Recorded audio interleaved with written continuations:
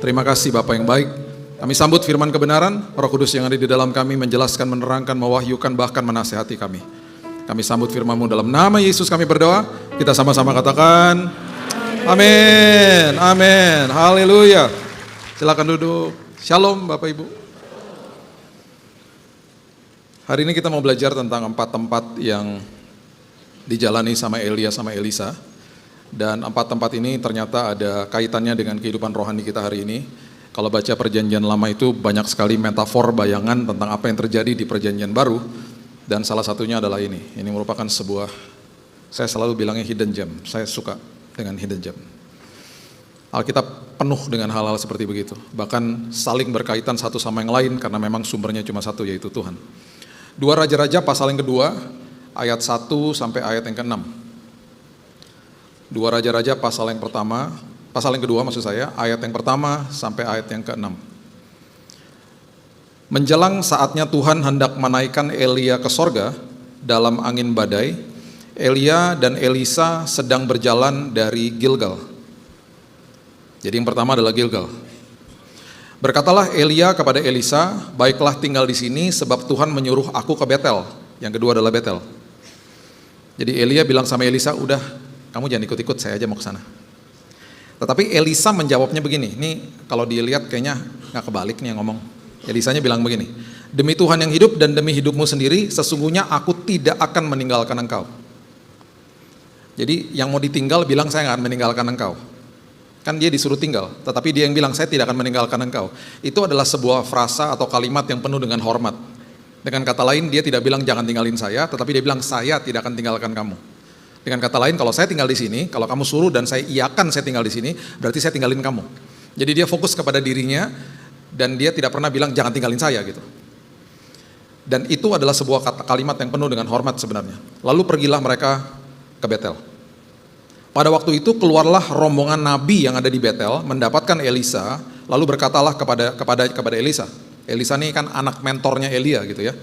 Nabi-nabi ini rupanya udah tahu bahwa Elia akan dinaikkan ke sorga. Dia tidak melewati proses kematian, dia diangkat ke sorga. Jadi mereka bilang begini, sudahkah engkau tahu bahwa pada hari ini tuanmu akan diambil daripadamu oleh Tuhan, terangkat ke sorga. Kemudian Elisa respon, aku juga tahu, diamlah. Kemudian berkatalah Elia kepadanya, hai Elisa, baiklah tinggal di sini sebab Tuhan akan menyuruh aku ke Yeriko. Itu tempat yang ketiga, Gilgal, Betel, Yeriko. Tetapi jawabnya di kalimat yang sama, demi Tuhan yang hidup dan demi hidupmu sendiri, sesungguhnya aku tidak akan meninggalkan engkau. Lalu sampailah mereka ke Yeriko. Di Yeriko, nabi-nabi kemudian juga mendekati dia lagi, kemudian berkata kepada Elisa di ayat yang kelima, sudahkah engkau tahu bahwa pada hari ini tuanmu akan diambil daripadamu oleh Tuhan terangkat ke sorga? Jawab Elisa, aku juga tahu, diamlah. Ayat 6. Berkatalah Elia kepadanya, baiklah tinggal di sini sebab Tuhan menyuruh aku ke sungai Yordan, itu tempat yang keempat. Jawabnya, demi Tuhan yang hidup dan demi hidupmu sendiri, sesungguhnya aku tidak akan meninggalkan engkau. Lalu berjalanlah keduanya, Gilgal, Betel, Yeriko, Yordan. 4 tempat ini bukan merupakan sebuah perjalanan yang setelah lewatin kita nggak akan lewatin lagi. 4 tempat ini bisa dilewati secara bersamaan dan 4 tempat ini bisa dilewati dalam berbagai musim dalam hidup kita. Dan ini gambaran daripada perjalanan iman kita hari lepas hari. Gilgal itu adalah gambaran daripada manusia ketika terima Yesus sebagai juru selamat, dia meninggalkan hidup yang lama, masuk ke dalam hidup yang baru. Itu gambaran daripada Gilgal sebenarnya. Sebentar kita lihat ayatnya. Kemudian setelah masuk ke dalam hidup yang baru, bukannya berarti kita sudah terima Yesus, berarti sampah-sampah dunia itu langsung hilang, tidak. Waktu saya dan saudara terima Yesus, yang lahir baru rohnya, jiwanya in progress, jiwanya mengalami proses pengudusan, bahasa Inggrisnya sanctification. Setiap hari kita mengalami sekolah kehidupan sampai Yesus datang. Karena kita secara perilaku, secara pikiran tidak akan pernah bisa sempurna, tetapi setiap hari kita disempurnakan sama Dia. Kita tidak akan pernah bisa hidup taat untuk menguduskan diri kita hidup taat karena kita sudah dikuduskan sama Tuhan. Jangan kebalik-balik loh. Jadi setiap hari you are being sanctified, setiap hari kita dikuduskan sama Dia. Kenapa? Karena Dia meterai semua proses keselamatan dengan kalimat tetelestai, teleot, komplit, sempurna, selesai di kayu salib. Itu yang terjadi. Jadi secara posisi waktu kita terima dia, positional sanctification, kita sempurna dikuduskan sama dia. Posisi. Makanya Roma 8 ayat 17 mengatakan kamu adalah anak, kamu adalah ahli waris, kamu adalah orang yang punya hak penuh atas semua janji Tuhan. Posisi. Bukannya berarti kalau posisinya sudah disempurnakan tiap hari, di dalamnya sini udah beres. Tetap aja sampah-sampah dunia itu harus terus didetox.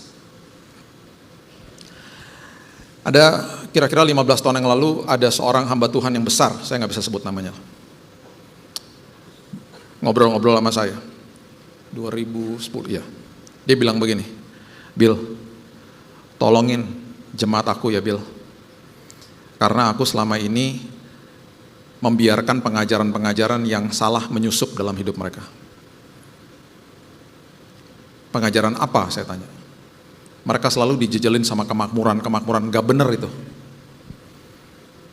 Tolong kasih tahu sama mereka tentang kebenaran. Saya gak pernah lupa momen itu. Ada orang yang sadar akhirnya bahwa pertumbuhan yang paling sehat seperti 2 Petrus 3 ayat 17 dan 18 mengatakan begini, supaya kamu tidak tersesat, supaya kamu tidak kehilangan pegangan, bertumbuhlah. Itu kuncinya. Bukan di dalam Injil kemakmuran, bukan Injil-Injil yang lain, karena memang tidak ada Injil yang lain. Bertumbuhlah di dalam kasih karunia dan pengenalan akan Kristus Yesus Juru Selamat hidupmu. Itu jawabannya. Ditulis sama Petrus yang mengalami kasih karunia Tuhan. Bayangin dia jatuh dalam dosa, dia menyangkal gurunya, ketika ketemu gak pernah diungkit-ungkit sama Yesus. Makanya kalau kita jatuh dalam dosa ya, ingat ya, ini juga harus diluruskan. Jatuh dalam dosa bukannya berarti hidup dalam dosa. Itu perbedaan yang dua hal yang berbeda. Orang percaya bisa jatuh dalam dosa, oh bisa.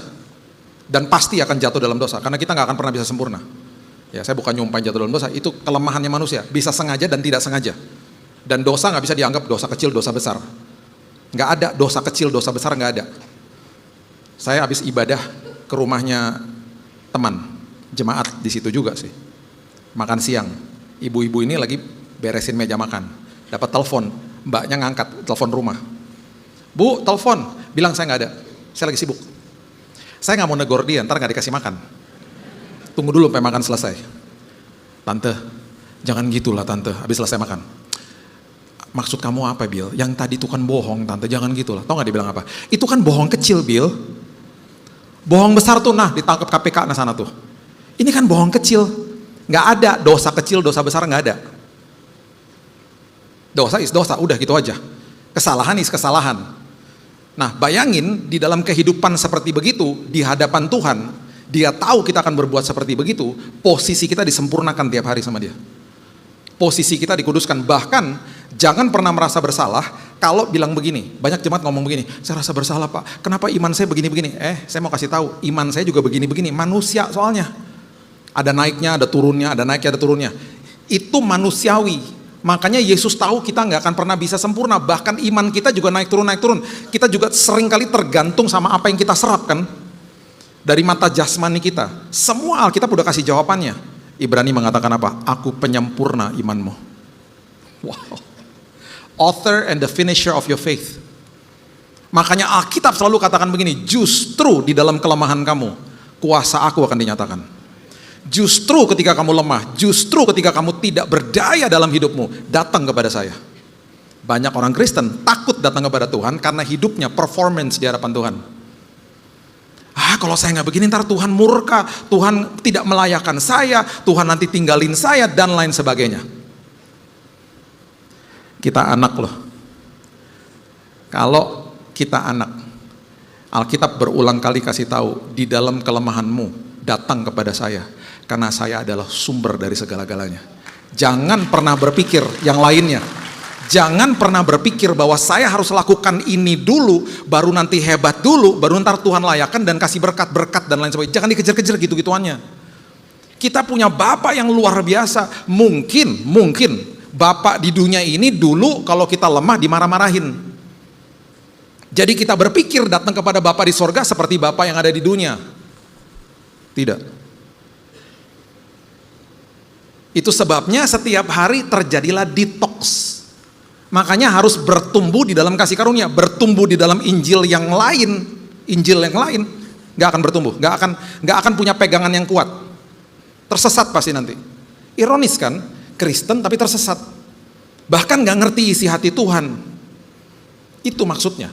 Oke, coba lihat ya, Yosua pasal yang ke-5 ayatnya yang ke-7 sampai 9. Yosua pasal yang ke-5 ayat 7 sampai 9. Orang Israel waktu mau masuk ke dalam tanah perjanjian, mereka dipastikan harus melewati tempat namanya Gilgal. Di situ paradigma lama harus ditinggalin.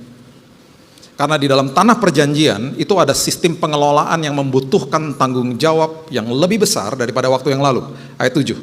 Tetapi anak-anak mereka yang telah dijadikannya ganti mereka itulah yang disunat sama Yosua, sebab mereka belum bersunat karena mereka tidak disunat dalam perjalanan. Seluruh bangsa itu selesai disunat, maka tinggallah mereka di tempatnya masing-masing di perkemahan itu sampai mereka sembuh. Perhatikan ayat 9. Dan berfirmanlah Tuhan kepada Yosua, hari ini telah kuhapuskan celah Mesir daripadamu. Itulah sebabnya tempat itu disebut apa? Gilgal sampai sekarang. Celah Mesir artinya paradigma Mesir. Mereka hidup dengan orang tua yang punya paradigma Mesir. Bersungut-sungut lah, nggak ngerti kebaikan Tuhan lah. Makanya di dalam tabut perjanjian yang lambang daripada hadirat Tuhan, di dalam tabut perjanjian ada 3 elemen. Tongkat Harun, 2 loh batu yang melambangkan 10 perintah Tuhan, dan ada roti mana di dalamnya. Itu ada artinya. Di dalam tabut perjanjian yang merupakan lambang daripada hadirat Tuhan, 3 elemen itu dimasukkan ke sana, ditutup sama namanya mercy seat. Di atasnya ada kerub, malaikat, lambangnya. Itu hadirat Tuhan nanti ada di situ. Mercy seat atau tutup pendamaian bahasa Indonesianya. Itu artinya pada saat itu, karena belum ada kehadiran Yesus, itu maksudnya semua kesalahannya mereka ditutup sama kemurahan Tuhan di atas itu. Tongkat Harun lambang pemberontakan mereka kepada kepemimpinan Tuhan lewat imam besar pertama Harun. 2 loh batu lambang pemberontakan mereka kepada perintah Tuhan, dan mana itu lambang pemberontakan mereka kepada provisi daripada Tuhan. Kan komplain terus. Nah itu paradigma itu yang akan diselesaikan sama Tuhan di Gilgal. Generasi awal nggak boleh masuk. Generasi berikutnya boleh masuk dengan syarat sunat. Sunat itu lambang daripada bukan sekedar penyertaan Tuhan saja di hari yang ke-8 ketika bangsa Yahudi baru lahir, tetapi juga merupakan sebuah momen di mana terjadilah yang namanya paradigma atau sampah masa lalu ditinggalkan. Perhatikan, semua yang serba fisik di perjanjian lama tidak dilakukan lagi di perjanjian baru. Ya, itu harus dipahami dulu. Jadi jangan ada upacara khitanan habis ini. Saya harus meninggalkan masa lalu saya, Pak. Bukan gitu. Paulus bilang begini, sunat hatimu. Terus kemudian dulu yang sakral kan adalah gedungnya. Sekarang semuanya dimasukin ke sini. Kitalah bait Allah. Dulu yang sakral adalah pengorbanan, sekarang pengorbanan tanpa ketaatan, gak ada artinya. Firman Tuhan katakan begitu. Dulu yang sakral adalah sabatnya, dibentahkan sama Yesus. Perhatikan ya, kekristenan, makanya ada istilah Judeo-Christianity. Kekristenan itu derivatif lahir daripada semua ajaran-ajaran Yudaisme. Jadi ada kaitannya memang. Mereka percaya kepada 5 kitab pertama tulisan Musa, dan kemudian itu menjadi akhirnya tolak ukur kehidupan mereka. Jadi kalau ditanya Yesus agamanya apa waktu dia lahir? Yudaisme. Dia melakukan semua tata cara Yahudi pada saat itu bersama dengan orang tuanya dengan taat. Di awal, upacara, seremonial, dan lain sebagainya dilakukan sama dia. Tetapi, waktu kemudian dia menghidupi pelayanannya, di Matius 5 ayat 17 dia mulai katakan begini, saya datang bukan untuk membatalkan semua Taurat, itu juga dari Tuhan kok. Saya datang untuk complete the law. Saya datang supaya Taurat itu tidak menjadi tolak ukur kehidupan manusia. Saya datang dengan perintah yang baru, dan saya datang selesaikan semuanya di kayu salib, supaya hari ini manusia yang percaya kepada saya tidak diukur lewat ritual, tata ibadah, dan lain sebagainya. Mereka semuanya datang kepada saya untuk memiliki sebuah hubungan yang begitu indah, dan saya batalkan semua yang namanya agama dalam hidup mereka. Jadi jangan terjebak di dalam agamawi, hormati saja, jangan terjebak di dalamnya. Makanya saya selalu katakan, ada perbedaan antara orang agama Kristen dengan orang Kristen. Orang agama Kristen, dia akan mulai datang kepada Tuhan dengan titik memberi. Makanya Yesus bicara sama Marta, itu konteksnya begitu. Kita kalau baca itu nggak ngerti, kita akan bilang begini, kan dia harus pelayanan Tuhan. Tuhan bilang gini, ngapain sih kamu ribet-ribet, tuh bahasa narasinya, bahasa Indonesianya kira-kira begitu. Ngapain kamu merepotkan diri dengan banyak perkara? Lah, kita kan harus pelayanan Tuhan. Betul, pelayanan. Betul, kamu hidupmu adalah pelayanan, melayani. Betul. Tapi nggak gitu caranya.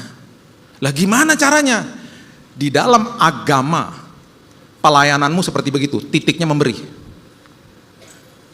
Di dalam saya, nggak begitu. Kamu duduk dulu seperti Maria. Kamu terima dulu dari saya. Kamu penuh dulu dengan kasih karunia di dalam sini. Baru kamu pelayanan. Kalau kamu mulainya secara agamawi, kamu pelayanan, kamu akan ngasih tahu orang lain, akan ngomongnya begini, pelayanan dong, biar kamu ntar diberkati. Kalau ada orang ngomong gitu sama saudara, tengking dia dalam nama Yesus. Bagi saya itu manipulasi, sihir di dalam gereja. Sihir itu. Jahat itu bagi saya. Kalau ada orang ngomongnya, kasihan jemaat digituin. Harusnya apa? Kamu pelayanan dong. Karena terlebih dahulu Kristus telah mati bagi kamu. Pelayananmu adalah buah, adalah respon daripada kasih Tuhan kepadamu. Berarti datang kepada Yesus mulainya titik apa? Menerima, bukan memberi. Saya terlalu banyak buktinya. Dan banyak yang begitu indah kalau kita baca bahasa-bahasa aslinya. Banyak yang indah-indah. Salah satunya wanita Samaria. Nanti ya satu hari mungkin kita bahas, kita bedah itu kata Yunaninya. Ingat ya, kata Hebrew, Ibrani daripada perjanjian lama, itu very poetic. Puisi sangat indah bahasa Hebrew. Perjanjian baru itu Yunani, Greek, ditulis sama scholars, orang yang pandai dan presisi. Jadi kalau baca bahasa aslinya perjanjian baru, itu presisinya luar biasa. Contoh sederhana, waktu ditulis tentang bilur-bilur di dalam perjanjian baru, itu bahasa Greeknya itu bukan bilur-bilur, bukan plural, tapi singular. Itu ada maknanya. Jadi kalau bilur-bilur itu berarti waktu dia dipecut belakangnya, itu masih ada sisa daging-dagingnya. Itu bilur-bilur namanya. Tapi ketika Greek mengatakan bahwa itu cuman bilur, berarti tubuh Yesus belakangnya tidak tersisa dagingnya. Hancur Bapak Ibu. Apa nggak nangis saya baca itu?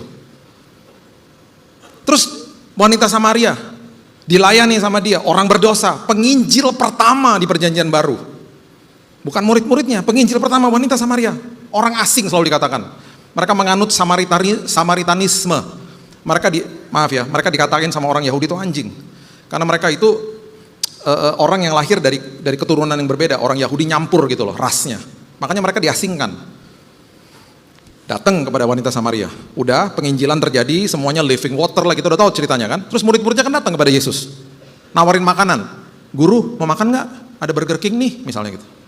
Tahu nggak dia bilang apa? Nggak, saya udah makan makanan yang menyukakan hati Bapak. Itu bahasa aslinya. Bahasa asli daripada kalimat itu adalah, nggak usah, saya udah puas. Nah, coba sekarang perhatikan. Kebanyakan di dalam ranah agama dikasih taunya apa? Ayo Bapak Ibu kita senangkan hati Tuhan. Itu nggak ada yang salah loh semuanya ya. Semuanya benar. Senangkan hati Tuhan, pelayanan seperti Marta, semuanya baik dan benar sebenarnya. Cuman caranya, motivasi, sikap hatinya aja yang salah. Kita disuruh menyenangkan hati Tuhan, kita mikirnya apa? Oh nyanyi, dengerin firman, nyatet, kasih persembahan, perjamuan kudus, pulang. Itu bagian kecil dari responnya kita kepada Tuhan. Tahu nggak maksudnya ayat itu apa? Ketika wanita itu menerima kasih karunia saya dipuaskan. Berarti apa? Ketika ada orang terima kasihnya, dia dipuaskan. Bertolak belakang dengan agama. Karena semua agama akan berbuat sesuatu, mencari sesuatu, tata ibadah untuk datang kepada Tuhannya, dan dia akan datang kepada Tuhannya mengharapkan jawaban doa. Mengharapkan segala sesuatu yang dia lakukan berkenan kepada Tuhan supaya nanti Tuhan jawab dia. Itu agama. Hari ini ketaatan kita bukan untuk mendapatkan keselamatan. Hari ini ketaatan kita karena kita sudah terima keselamatan. Makanya Yesus gak menciptakan agama Kristen. Betul, lahir dari Judaisme, disebut Kristen. Kristen artinya pengikut Yesus. Dibentuk agama, jadi kepercayaan dilembagakan ya jadi agama lah. Dengan semua aturan-aturannya. Jadi sikapnya ya kita ya sama organisasi, sinode, agama, denominasi apapun, hormati. Hormati tata ibadah yang lain juga. Jangan dikultuskan. Kejar Yesusnya. Orang agamawi akan kejar jawaban doa. Makanya dia lakukan sesuatu berharap dapat jawaban doa. Makanya banyak orang kecewa. Orang Kristen, dia akan kejar penyertaan Tuhan selagi menunggu jawaban doa. Beda levelnya. Beda levelnya. Dia udah tahu jawaban doa sudah disiapkan bagi dia. Dia udah tahu. Bisa iya, bisa tidak, bisa nanti, bisa A diganti B. Dia paham Yesaya 30, aku menanti-nantikan waktunya untuk memberikan atau menunjukkan kebaikanku. Tuhan juga paham, Tuhan juga tahu kebaikannya itu ditunjukkan tepat pada waktunya. Bagi saya, kalau ada orang Kristen kecewa sama Tuhan, bagi saya itu orang menyembah Tuhan yang maha tahu, dianya sok tahu. Itu bagi saya. Terus banyak orang Kristen ngomong gini, aku udah doa loh Pak, aku udah puasa loh Pak, kok Tuhan gak jawab ya? Sedih saya kalau ada orang ngomong gitu. Harusnya apa? Harusnya gini, Pak saya udah doa, saya udah puasa, selagi bergumul dengan jawaban doa. Tapi saya ngucap syukur Pak, saya banyak diubahkan lagi menanti. Udah dapat jawaban doanya? Belum. Tapi saya banyak diubahkan Pak, karakter saya jadi tahan uji, bla bla bla segala macam. Fokusnya hidupnya diubahkan Tuhan. Itu Gilgal yang benar. Meninggalkan paradigma lama. Makanya Yosua pasal yang kelima ayat 11 dan 12 bilang begini. Lalu pada hari sesudah Paskah, mereka makan hasil negeri itu, yakni roti tidak beragih dan bertih gandum pada hari itu juga. Mereka makan bertih gandum, mereka udah gak makan mana lagi kan. Selama bertahun-tahun, 40 tahun mereka dikasih dimanja-manja sama Tuhan dengan mana. Roti mana itu, bagi orang-orang yang kebanyakan orang, pastikan bosan setiap hari mana aja terus. Padahal itu untuk menjawab kebutuhan mereka. Mereka kan sehat tuh makanannya malaikat lah istilahnya. Lalu berhentilah, perhatikan itu. Mana itu? Pada keesokan harinya setelah mereka makan hasil negeri itu. Jadi orang Israel tidak beroleh mana lagi, tetapi dalam tahun itu mereka makan yang dihasilkan tanah Kanaan. Jadi waktu masuk ke dalam tanah perjanjian, manja-manjanya di stop sama Tuhan. Mazmur 131 ayat 2, Daud mengatakan atau berbicara kepada jiwanya, aku mendiamkan jiwaku, aku menenangkan jiwaku, kalau saya bisa tambahkan yang penuh sampah. Karena aku mau menyapih diriku. Menyapih artinya meninggalkan ketergantungan sama susu. Aku mau bertumbuh. Aku mau jadi dewasa rohani.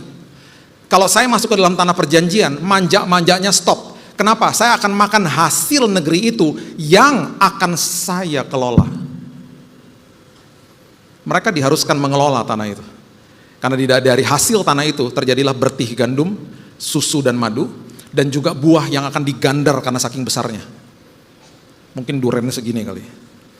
Itu hasil negeri tanah perjanjian. Mananya di stop, susunya di stop, ayo jadi dewasa. Sampah masa lalu tinggalin, jangan dibawa-bawa ke masa ini. Itu yang terjadi sama hidup kita hari lepas hari.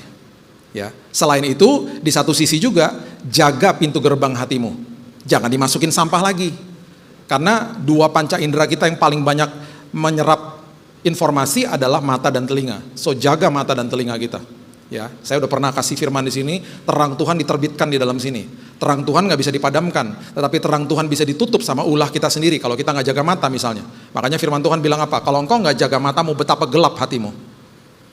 Terangnya Tuhan nggak bisa dipadamkan. Terang Tuhan is terang Tuhan.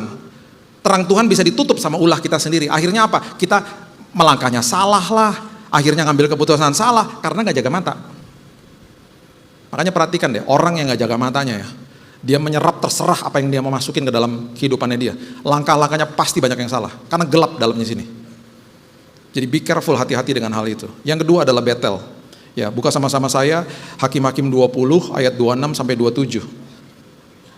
Kemudian pergilah semua orang Israel, yakni seluruh bangsa itu, lalu sampai ke Betel. Di sana mereka tinggal menangis di hadapan Tuhan, berpuasa sampai senja pada hari itu dan mempersembahkan korban bakaran dan korban keselamatan di hadapan Tuhan.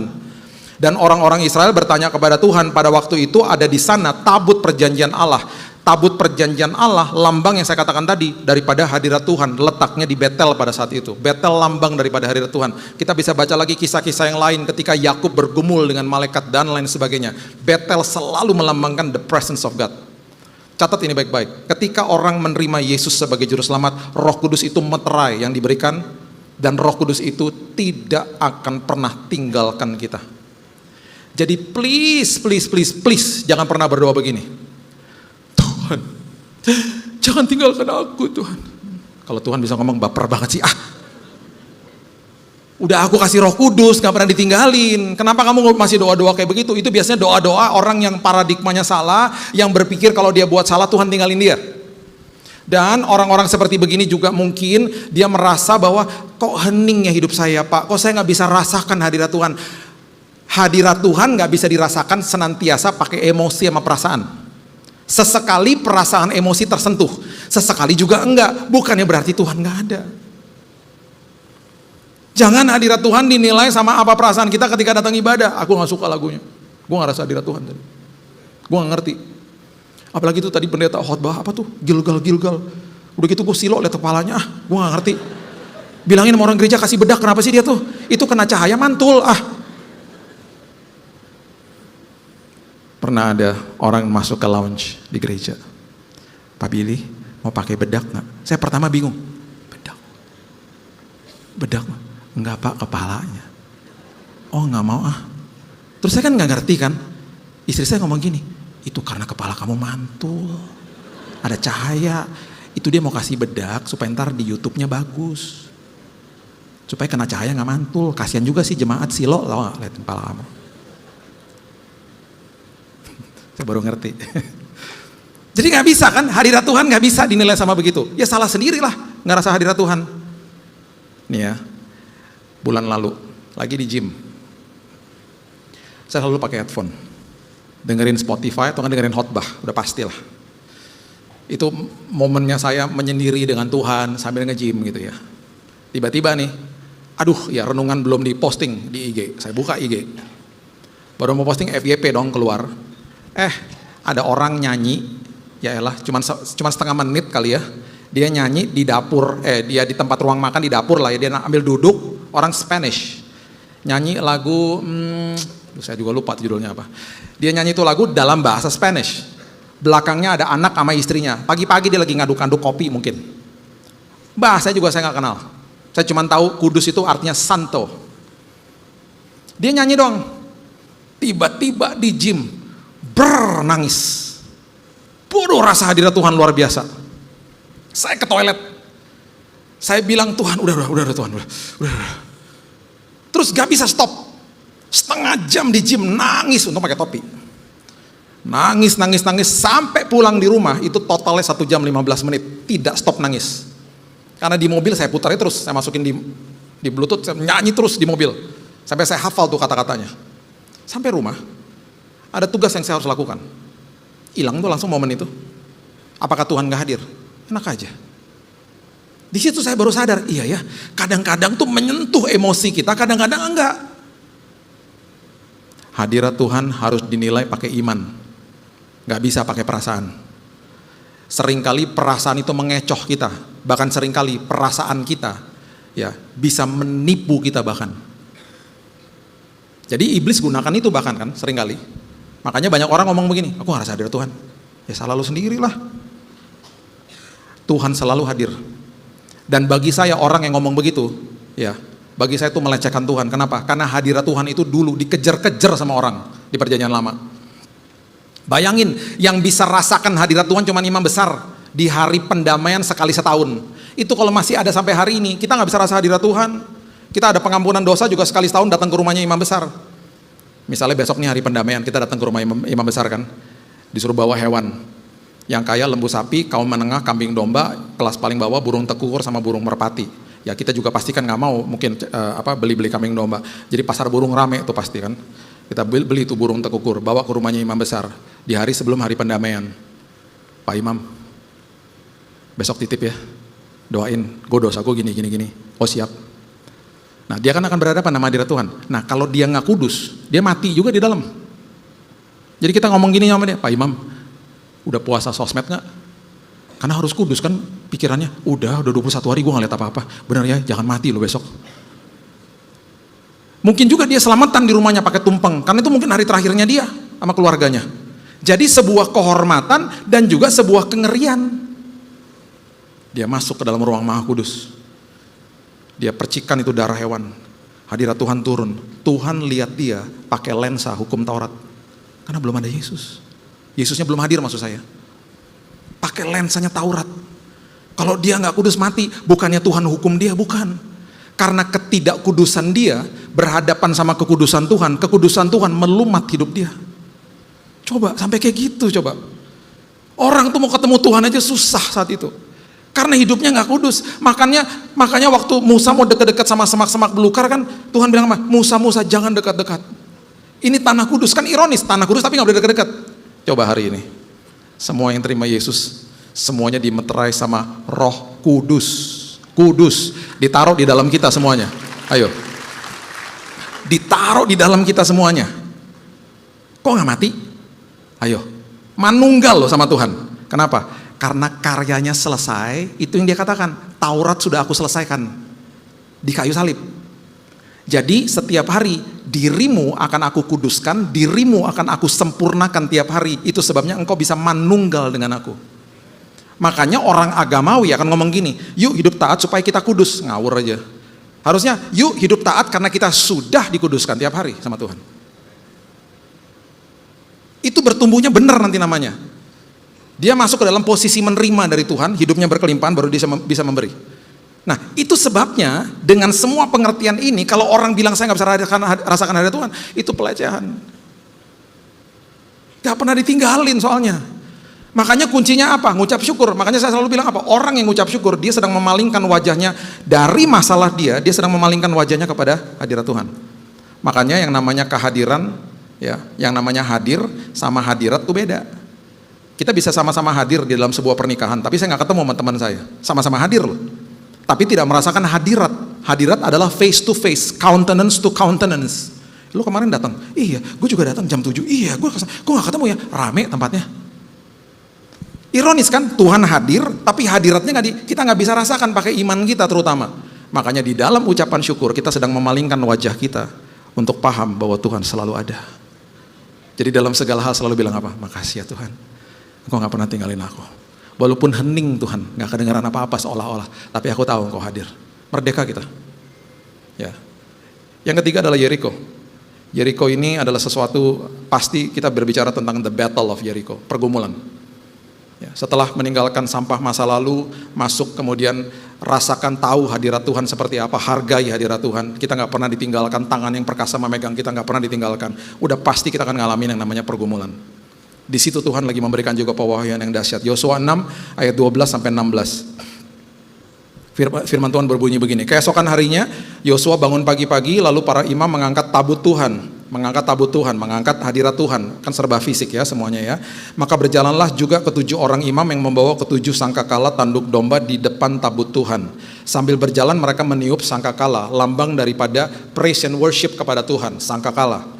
Sedang orang-orang, perhatikan ini, bersenjata berjalan di depan mereka dan barisan penutup mengikut tabut Tuhan, sementara sangkakala terus menerus ditiup. Tembok Jericho, Bapak Ibu, itu tebalnya luar biasa. Bahkan ada rumah di dalamnya. Ingat kisahnya Rahab, dia nyembunyiin ya mata-mata di Israel di dalam rumahnya, di dalam tembok Jericho. Setebal itu. Jadi Alkitab mengatakan ketika mereka mengitari tembok Jericho, ada kemungkinan juga itu prajurit Jericho bilang ini, aduh mau ngapain sih loh gitu. Mereka juga ngelihat ke atas begini, ya elah kita kemarin diajak-ajak terus ya. Tanya sama bos dong, ini pasukan bersenjata kan jalan paling depan. Kapan dipakainya? Nggak pernah dipakai. Nggak pernah dipakai. Karena memang Tuhan lagi kasih tahu sama musuh dan sama mereka bahwa Tuhan yang berperang bagi mereka. Ada tabut perjanjian, ada hadirat Tuhan, senjata nggak dipakai. Karena bukan pakai kekuatan kamu, tembok yang besar ini akan hancur dan rontok. Coba buka Mazmur 23 ayat 5. Bapak Ibu yang tahu kata Bethlehem, Bethlehem, itu adalah artinya apa? Rumah? Kok nggak tahu? Rumah roti artinya. Ya, kalau pernah ke Israel pasti kan pernah dijelasin. Beth itu artinya rumah, Lahem artinya roti. Oke. Bahasa kalau kita lihat tulisan Ibrani kan kita nggak bisa baca. Jadi transliterasinya susah banget tuh kata. Yang mengubah sebuah kalimat menjadi sebuah tulisan yang kita bisa baca, maksudnya tidak merubah makna ya. Transliterasinya itu disebutnya lehem. Oke? Itu artinya roti. Kata yang sama lehem yang artinya roti, artinya juga adalah perang. Pertempuran. Yang Tuhan lagi kasih tahu sama kita semuanya adalah, coba lihat ayat ini. Engkau menyediakan hidangan bagiku di hadapan lawanku. Engkau mengurapi kepalaku dengan minyak, pialaku penuh melimpah. Yang dia lagi kasih tahu sama kita hari ini adalah gini. Kalau kamu lagi hadapan masalah, kebanyakan orang itu karena dia di hatinya tuh nggak tenang, nggak ada damai gitu ya. Dia akhirnya, contoh, nggak bisa makan, nggak bisa tidur dan lain sebagainya. Tuhan lagi kasih tahu sama kita, yang perang bagi kamu adalah saya. Saya ngelakukan lehem bagi kamu, perang. Kamu menikmati juga lehem. Bukan kamu yang perang, tapi kamu makan. Tuh, ini makan. Makannya bukan setelah selesai masalahnya. Makannya bukan setelah lawannya udah gak ada. Makannya di depan lawan kamu. Jadi saya gak pernah lupa ketika ada 3 selang nancep di sini. Transfusi darah, kemo, sama antibiotik. Dokter hematologi bilang kanker darah, kamu gak akan bisa makan, kamu akan dimasukin makanan dari selang. Saya bilang, dalam nama Yesus tidak akan makanan masuk dari selang. Kamu akan muntah-muntah habis ini. Saya pasien dia yang pertama, yang gak ada muntahnya. Saya pasien dia yang pertama, yang dihadapkan, saya ada fotonya dan videonya, istri saya kasih saya makan. Saya sehari pernah makan, dan sering banget makan sampai 2 porsi. Ayam bakar 2 porsi dengan selang nancep di sini. Saya lagi makan sambil nangis, saya kutip ayat ini. Tuhan, makasih Tuhan. Aku bisa makan di hadapan lawanku Tuhan. Lehem. Aku yang perang, kamu yang makan. Dan kalimat hidangan di sini, bahasa aslinya di dalam bahasa Ibrani, bukan burger kecil begini, bukan. Feast. Feast itu artinya buffet. Tenang aja. Kalau ada masalah bilang ini, engkau lebih besar Tuhan. Aku mau rest in you. I rest in you Lord. You take care of me. Engkau yang melindungi dan menyertai aku selamanya. That's it. Dan aku percaya aku bisa makan, aku gak stres. Aku bisa tidur nanti malam. Ironis loh. Banyak orang yang tempat tidurnya ratusan juta, tidur mungkin cuma sejam. Tapi ada orang yang mungkin tinggal di kos-kosan, tapi tidurnya bisa 8 jam. Semua bukan karena harta, bukan karena uang ketenaran, bukan. Semuanya karena hadirat Tuhan di dalam dia. Semuanya karena itu. Semuanya karena pimpinan Tuhan dan kepuasan kelegaan yang hanya ada di dalam dia. Dan yang terakhir adalah Sungai Yordan. Sungai Yordan itu lambang daripada double provision. Penyertaan Tuhan itu selalu double. Ini yang dikatakan. 2 Raja-Raja 2 ayat 6 sampai 9 mengatakan begini. Berkatalah Elia kepadanya, baiklah tinggal di sini sebab Tuhan menyuruh aku ke Sungai Yordan. Jawabnya, demi Tuhan yang hidup dan demi hidupmu sendiri sesungguhnya aku tidak akan meninggalkan engkau. Lalu berjalanlah keduanya. 50 orang dari rombongan Nabi itu ikut berjalan, tetapi mereka berdiri memandang dari jauh. Ketika keduanya berdiri di tepi Sungai Yordan, Elia mengambil jubahnya, digulung, dipukul ke atas air itu, terbagilah air itu ke sebelah sini dan ke sebelah sana, terbelah Sungai Yordan, sehingga menyeberanglah keduanya dengan berjalan di atas tanah kering. Sesudah mereka sampai ke seberang, berkatalah Elia kepada Elisa, dia nanya sama anak mentornya, dia bilang begini, mintalah apa yang hendak kulakukan kepadamu. Kemudian Elisa menjawab Elia, ya sebelum dia terangkat ke sorga, biarlah kiranya aku mendapat 2 bagian dari rohmu. Ini udah biasa diminta sama bungsu kepada si sulung atau kepada anak mentor sama gurunya.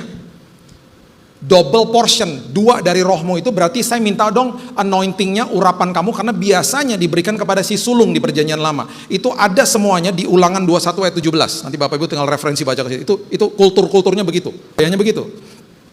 Nah, itu normal, makanya dia bilang, sebentar lagi engkau akan terangkat ke surga, aku minta double portion. Perhatikan ini baik-baik. Elia selama hidupnya melakukan mujizat 14 kali. 14 kali.